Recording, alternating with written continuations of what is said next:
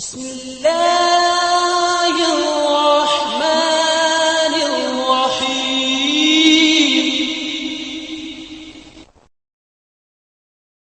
اسامہ بن زید بن حارثہ رضی اللہ تعالی عنہ حضور کے منہ بولے بیٹے حضرت زید بن حارثہ کے فرزند ہیں، بلکہ آقا کریم علیہ السلام ان کے ساتھ بھی بہت زیادہ پیار کرتے تھے۔ ایک دن حضرت اسامہ کی ناک بہہ رہی ہے تو حضور علیہ السلام جو ہے ناک صاف کرنے کے لیے ہاتھ آگے بڑھایا تو حضرت عائشہ رضی اللہ تعالی عنہ نے کہا کہ حضور میں ناک صاف کر دیتی ہوں، تو حضور نے فرمایا عائشہ اسامہ سے میں بھی پیار کرتا ہوں، تو بھی اس سے پیار کیا کر۔ غلام زادوں کے ساتھ محبت کا یہ لہجہ اور الفت کا یہ انداز آپ کو کہیں نہیں ملے گا۔ فتح مکہ کے دن حضور علیہ السلام کا جو ردیف تھا، حضور کی سواری کے اوپر حضور کے ساتھ جو سوار تھا وہ ایک بچہ تھا۔ تاریخ سے پوچھی، حضور کا نواسا تھا، جواب نفی میں ملے گا۔ کسی قریشی سردار کا بیٹا تھا، جواب نفی میں ملے گا۔ کسی انصاری سردار کا بیٹا تھا، جواب نفی میں ملے گا۔ وہ کون تھا جو اس اہم دن حضور کے ساتھ حضور کی ناکہ پہ سوار تھا اور خوشی سے اچھلتا تھا، حضور روکتے تھے، آقا کا سر جھکا ہوا تھا؟ تاریخ کا جواب یہ ہے کہ وہ حضور کے منہ بولے بیٹے حضرت زید بن حارثہ کا بیٹا اسامہ بن زید تھا۔ دنیا کو بتایا کہ محمد عربی گروہوں کو اٹھانے آئے ہیں اور غلاموں کو عزت دینے آئے ہیں۔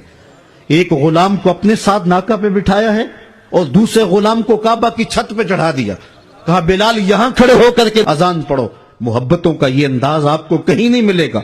جب اسلام کا نور چمکتا ہے، اجالے پھیلتے ہیں، تو ایک کالے رنگ کا غلام جس کا نام بھی اسود ہے، اسود ویسے بھی کالے کو کہتے ہیں، اس کا نام بھی اسود ہے، حضور کی بارگاہ میں حاضر ہوتا ہے اور کہتا ہے حضور اگر میں اسلام لاؤں تو مجھے کیا ملے گا؟ وعدہ جنت بھی دیا جا سکتا تھا، دوزخ سے نجات کا پروانہ بھی ہاتھ میں تھمایا جا سکتا تھا، لیکن حکیم نبی کیا جواب دے رہے ہیں؟ حضور علیہ السلام اس کو کیا ارشاد کر رہے ہیں؟ وہ عرب کا سب سے کالے رنگ کا شخص جو ذات کا بھی غلام ہے، کوئی پاس بٹھانے کے لیے تیار بھی نہیں ہے، اسلام کے اجالوں میں، اسلام کی روشنیوں میں زندگی ڈھونڈتا ہوا حضور کی دہلیز تک جب پہنچتا ہے اور پوچھتا ہے حضور اگر میں اسلام لاؤں تو مجھے کیا ملے گا؟ تو آقا کریم نے فرمایا جو ابو بکر و عمر کو ملا ہے وہی تجھے ملے گا۔ جس صف میں وہ کھڑے ہوتے ہیں اسی صف میں تو کھڑا ہوگا، اور اگر تو پہلے آئے اور وہ بعد میں آ جائیں اور تو پہلی صف میں کھڑا ہو جائے، کوئی طاقت نہیں جو تجھے کھینچ کے پیچھے کر لے۔ اس نے کہا اسلام مجھے یہ عزت دیتا ہے؟ کہا ہاں یہ اسلام کا مزاج ہے۔ اس نے کہا پھر گواہ ہو جائیے میں آپ کا غلام بنتا ہوں۔ اقبال کہتا ہے اسود از توحید احمر می شود، خیش ابو بکرو خیش فاروق و ابو ذر می شود۔